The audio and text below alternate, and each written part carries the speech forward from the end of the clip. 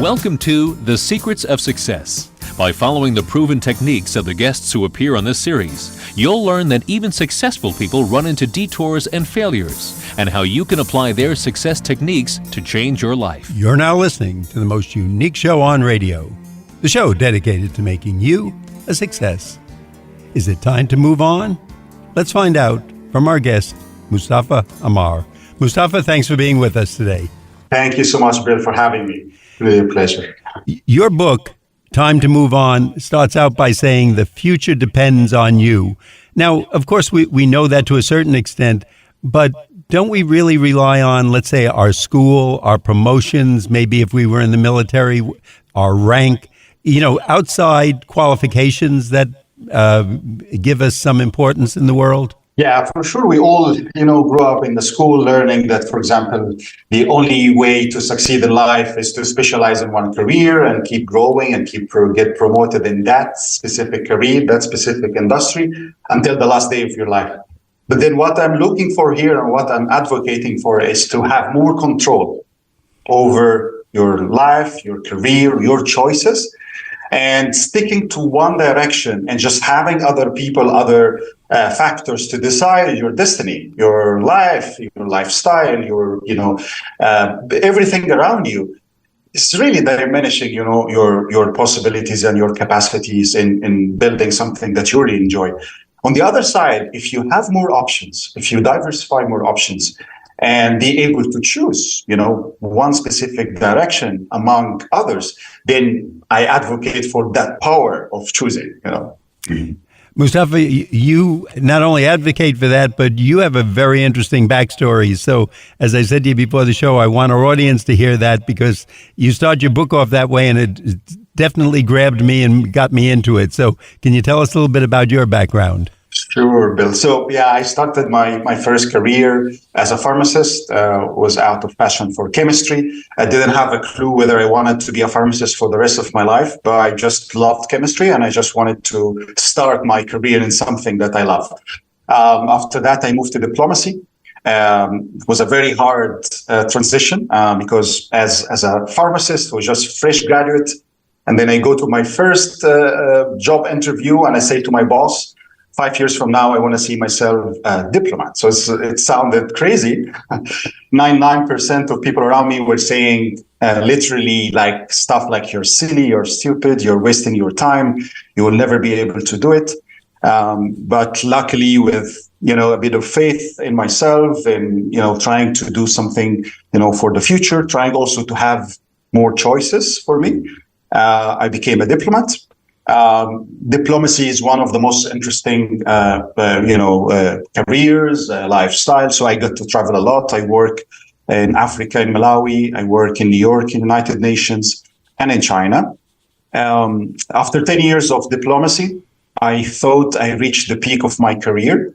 And I was looking after that peak. I found a plateau that somehow it's hard for me to replicate that success in another country or, in the coming 5 or 10 years. And I started asking a question, which is, what's next? The answer came after a year of reflection, moving to investment banking. So I moved to a multinational development bank. It's very similar to the World Bank in nature. It's called AIIB, Asian Infrastructure Investment Bank. Where I had another meaning, where I was able to bring investments to developing countries and infrastructure. It was a very success. 4 years of my life, I work full time on bringing investments in countries in the Middle East and Latin America. I was doing my MBA during that time, which changed my mind a bit. I thought I was doing my MBA to grow more in my new career. But then, doing your MBA is like knocking on different doors, exploring different industries and domains and experiences. And this is where I came with my fourth life. So I started a coaching business. I thought it would be very selfish if I keep that knowledge that hopefully and those values that I live by and for in my life for myself. And if I just start, spreading the word around it, I think it would be helpful to people around me and in the world. So for 3 years, the last 3 years, I've been coaching people who change their lives in a very good way. Luckily, hundreds of people in many different capacities. I'm starting my fifth life right now, if I would say. I thought if there is a way that I was really successful in helping hundreds of people, there must be a way to help more than that, hundreds of thousands or hopefully millions of people. I'm sure you've been witnessing the last 3-4 years since the pandemic, some economic trends like the Great Resignation, where millions of people in the United States and all around the world are leaving their jobs without alternatives. And I thought there must be some solution for this. So currently, I am working on that solution, trying to scale a service that would help as many people as we could. So you really walk the walk. I'm just going to repeat. You went from pharmacy to diplomat to investment banker to coach, and you're not done changing yet. You're still young enough to make many more. So you're laughing about it. But and I just want to point out to our audience, taking that diplomat test, and I think I copied the numbers down correctly from your book, was far more difficult than, let's say, the bar exam or a medical exam for a doctor or a lawyer. The numbers I copied down, only 32 people got through it out of 2,000. That's less than 2% that got through the exam. Yes. And during the exam, you had a health issue where you were dehydrating, I believe, or they actually had to help you and get a doctor. Exactly. It's a really tough process because as a pharmacist, I had to earn a living. I had to work full time while preparing myself for an exam that I really don't know about it. There is no curriculum. You really have to almost try to learn everything, anything you could imagine. You need to understand a bit much about law, about international law, international organizations.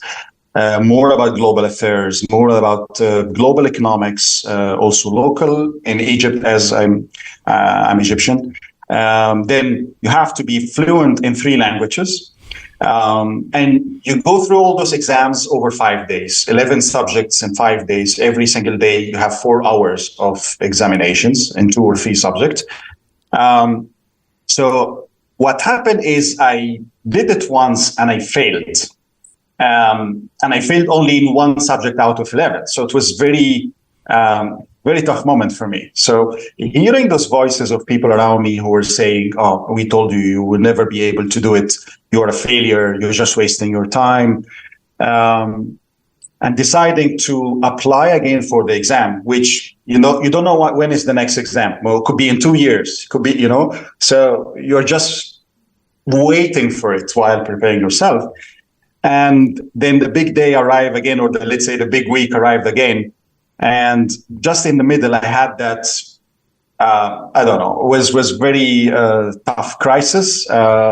It was very, very hot in the summer. It was August. And I completely, lost control over my body. I started shivering. It was a very hard moment. It was for me the time where I realized that I'm failed again, and this time I think forever. I didn't have any clue what I'm doing. I was sure that I am done, but I had the pen. My hands were shivering for 3 hours. Also, with a fraction of a conscious brain, I couldn't even think enough on how to write the answers. But I decided that I will not leave the pen. I will keep the pen close to myself, close to my chest, and I will start, drawing with that shivering hand as much as I could until the moment where I faint or I fall, I die, or whatever will happen. But I will try my best. Well, until now, I don't know how I was able to do it until the end. Luckily, I went through the other exams, and then the next phase, and the third phase, and the fourth phase, which is a final interview. And 1 year after that day, I received, a letter from the foreign minister that I got appointed. And it was a very, very important moment in my life. I still remember it until now. When I face any difficulties, I was going to say, if you can overcome that, and you've given us all inspiration, because, again, I want our audience to know, you went from pharmacist to diplomat. You had to take that test, and as you've been kind enough to say to us, most people don't want to tell about failures, that it has 11 parts. You failed 1 part the first time. So you had to go back and take the 5-day exam again. And I'm sure you could have gotten other professions by then. You could have either completed law school or something in the medical field if you wished, or, various other professions. You're obviously good. So I think we're in for a very interesting interview. But Mustafa, before we go further, I'd like our audience to know, if you're just tuning in, you're listening to The Secrets of Success on the voice of Nassau Community College, 90.3 WHPC. I'm Bill Horan. Our guest today is Mustafa Ammar, Ammar. His book is Time to Move On. And Mustafa, we're going to ask you for the website, please. So my website is mustafaammar.com, and also thepassionmba.com is my two websites. And of course, we'll give our audience that again later in the show. So if you want to get it down, we'll give you an opportunity. Now, you say in your book to consider your life or career as a project. How do we really do that in a day-to-day studies and life? Well, it's very important to plan for your life, your career, and your career is an integral part of your life. So the concept of building your every day, you are building something, whether building skills, building expertise, building wealth, connections with people. All of this adds up to your project. A lot of people build their careers or lives on the wrong foundations for them. And what I mean by wrong foundations means, for example, I just go to banking just because it pays well. I don't really dive deeper into myself and know why I'm doing so. Like, knowing my why is important. And another section build their lives or their careers on, I would say, the wrong foundations, on a weak foundations. And weak foundations, if you build 3-4 floors, things will collapse after some point. So diving deeper into yourself, knowing your passions, knowing your values, build a vision for yourself, and merging those top passions, core values, and having a life vision statement is the first foundation in building the right foundation in your career. So when you advance in your career, having those why down there is a very good start. Now, the subtitle of your book deals with the 7 career myths, and I think that's on page 11 in your book. So I'm going to ask you, can you give us an overview before we start diving into them? What are the 7 career myths that you've observed? Sure. This book is really the product of learning the hard way, how to bust every single myth of this. Also, seeing the feedback, because when I write my book, I like to listen to people and get their feedback on. And I thought also this is a very important step, is to bust the myth first, at least the common myth, before you change your career. I would argue one of those important myths is the supreme specialist. So as I said earlier in the conversation, is that we learn the only way to succeed in your career and your life is to stick to one specialization, spend all your life in it, and don't bother going out of that. So I'm proving by research, data, by stories, is that there is another way to succeed, which is, as we could say, career shapeshifter. I would also say, for example, it's very late to change. I've seen a lot of people saying, "Oh, I cannot change. I would love to, but I cannot change. It's too late." So I'm also trying to bust that myth that it's never too late. Whenever you are, wherever you are, it's never too late to change. And several other career myths, we can take them one by one. For example, like changing is risky. So I'm proving that changing is not risky, and staying in the status quo is super risky, actually, compared to changing. When you say it that way, it does actually make sense about the risk part, because we see the world is changing, and most of us are living longer. It used to be okay to be a blacksmith because you would be a blacksmith or a farmer or a rancher for maybe 20 or 25 years, and then retire and unfortunately pass away in the 50s somewhere, or maybe younger. Now, of course, we're living 80s, 90s, and well over 100 for some people, and we should be doing what we enjoy. But the first item you mentioned, and I thought, oh boy, we're going to be arguing about this and talking about it. You say it's a myth to be a supreme specialist. Isn't that what we were always going for? Someone wants to be a negligence lawyer or a criminal lawyer or an eye doctor or an orthopedist or a special dentist. Aren't we going for the top to be specialized in a minute field? And why do you say that's a myth? Well, it's good to start with an argument that it's not harmful to be a specialist. It's even beneficial. But on the other side, if you want to go out of that specialization and try something else, also is not harmful.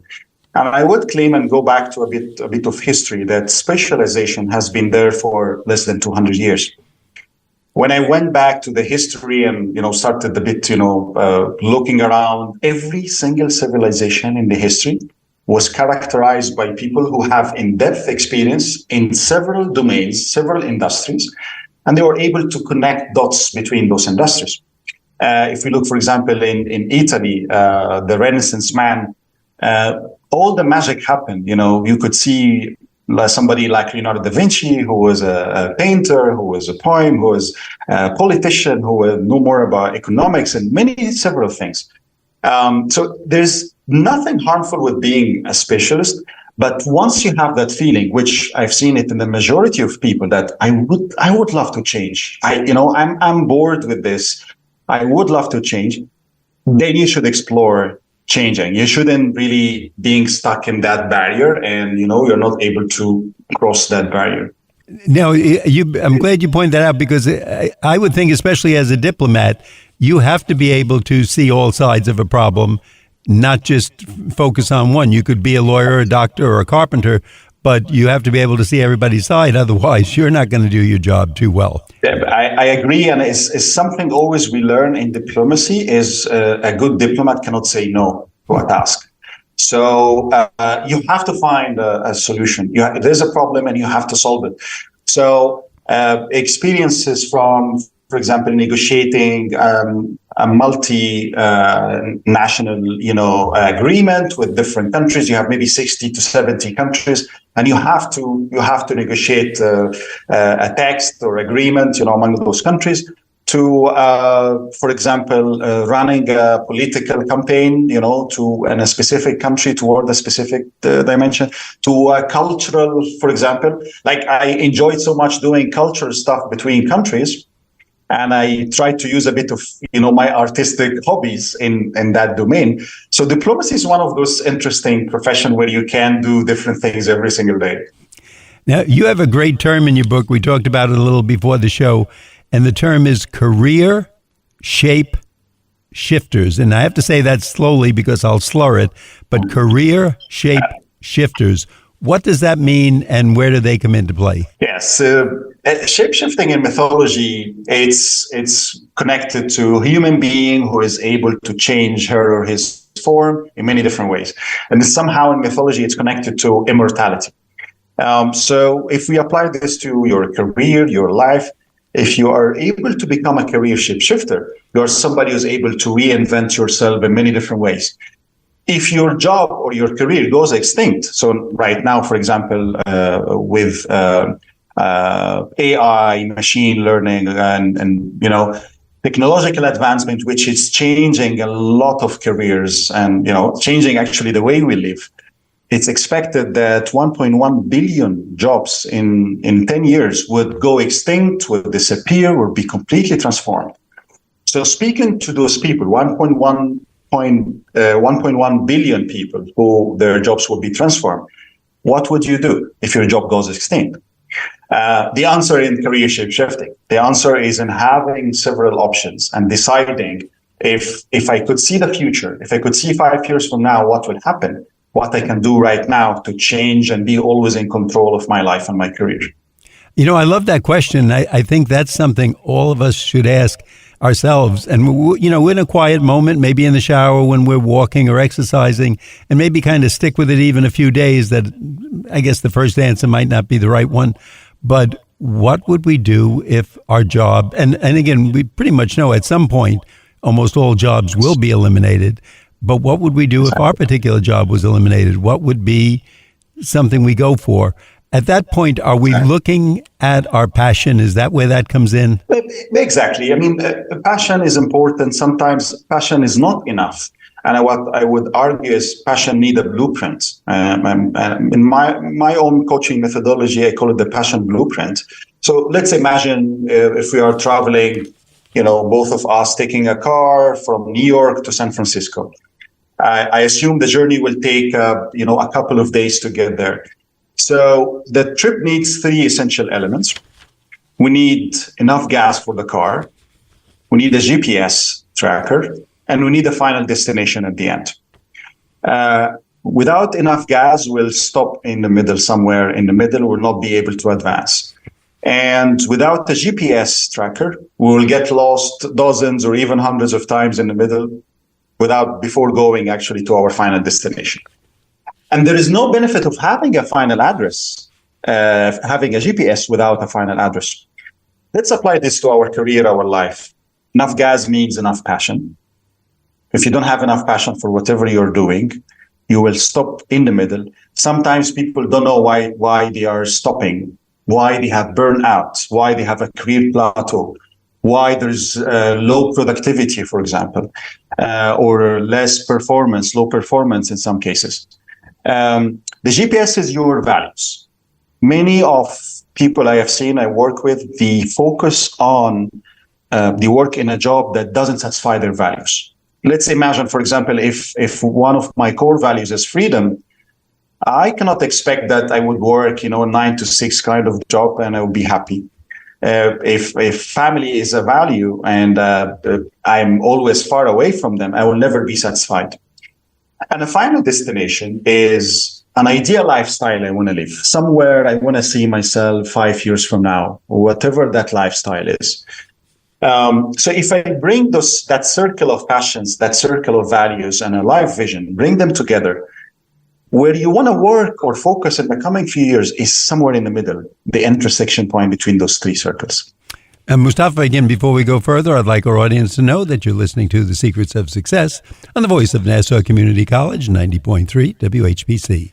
I'm Bill Horan. Our guest today is Mustafa Ammar, Ammar. His book is Time to Move On. And Mustafa, can you tell us the website where we can learn more? Yes, mustafaammar.com and thepassionmba.com. That's right. Easy enough to remember. Now, you had mentioned that, or I copied down a quote from your book, that career shape shifters must be comfortable with being uncomfortable. And I think that's where it gets most of us. We figure by about age 40 or 42, middle of our life, work life, we would like to be the master teacher, the top doctor, a very good lawyer, whatever in our field, and respected.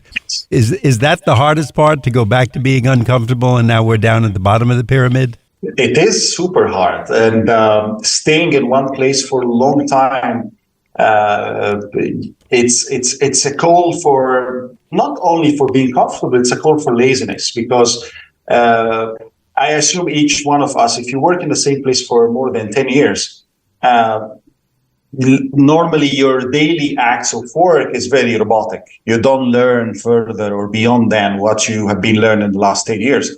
So once you see that plateauing is happening, start asking yourself, okay, what's next? What kind of skills I need to add to my skill set, for example?